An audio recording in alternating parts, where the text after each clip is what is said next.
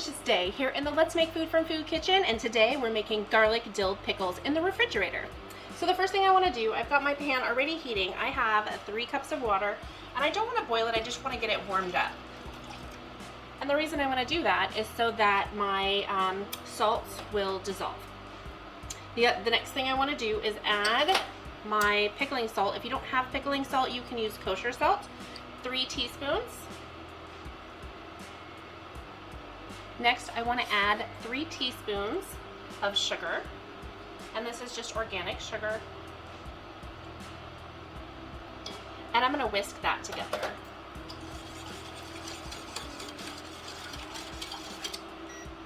And I already turned off my cooktop. This is induction, so it gets warm really quickly. And I don't want it to boil. I just want it to be warm enough to dissolve all my stuff. While that cools off, I can start making the pickles. So the first thing I want to do before then is pour this back into here, because this is a cast iron pot and it stays hot for a long time. And I want this cool. So that's it for that. I'm just gonna set it over here with my 3 cups of vinegar. Okay, I have a couple of different piles. I'm gonna break it all down for you. The kind of pickle that you wanna use, if you can see this, they're little, they have these bumps on them. That's the appropriate pickle to use to make these. I'm gonna do 2 different ways. We're gonna do spears, and I have pre-washed my little pint jars here. I'm gonna cut off the tips and I'm going to quarter them. And I'm gonna put them in my jar, and I don't want them to be tightly packed, because you want your liquids to have space. Okay? And I tilted my jar so that I could fill them standing up. These are kind of short, so I might need the 4 jars just because they're short, and I don't think I'm going to be able to layer them too high, 2 layers high. But I want to get these stacked in there this way so that they're standing up. And that's just an aesthetic preference for me, by the way. You don't have to do that. You can let them be all willy-nilly in there if you want. Where's that saying come from? Willy-nilly. I don't know. Maybe I should look it up. I'm curious. You're gonna get about 6 of these cucumbers in a pint jar, like so. So that was 5 of them. So I had this extra jar out just in case. I'm gonna slice them too. So I'm just gonna keep going on these until 3 of my jars are filled, and I'll see you in a few minutes. Okay, I have 3 of my jars filled. The next thing I wanna do is start doing some slices. And you can use a mandolin slicer if you like. You can do it by hand. Try to get them evenly sliced in terms of your thickness. And we're just gonna go until this jar is loosely filled. And again, I trimmed off those ends as well. And these are burgers, sandwiches, things like that. Those spears that you wanna put on the side for things, or over here, you know, however you want to eat your pickles. You want to open up the jar and just snack on them? Do it. Where are my pickle juice lovers? I know that's a thing. Some people like to drink the pickle juice. That's a lot of salt.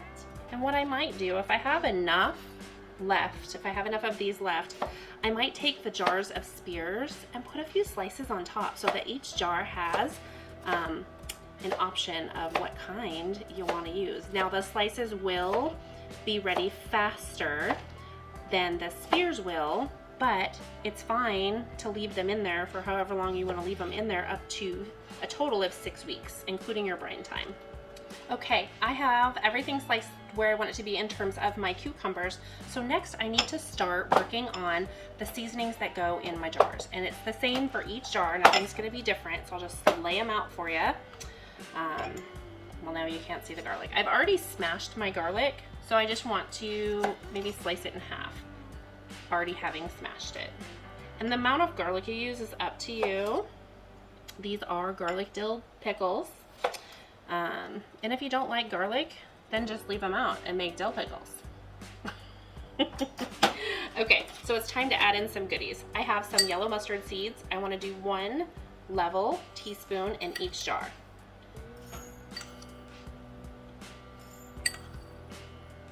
Here we go. These are dill seed. Same thing, 1 level teaspoon in each jar. Then I want to add peppercorns. 5, 3, 4, 5 in each jar. So last I have my sprigs of dill, and if it's long, I'm gonna break some off, but I have a pretty good amount here of fresh dill. I'll put it in front so you can see. You can't see what I'm doing back here. And I am just gonna try and evenly distribute what I have left here. I'm gonna break off some of the thicker stems. I don't need that in there.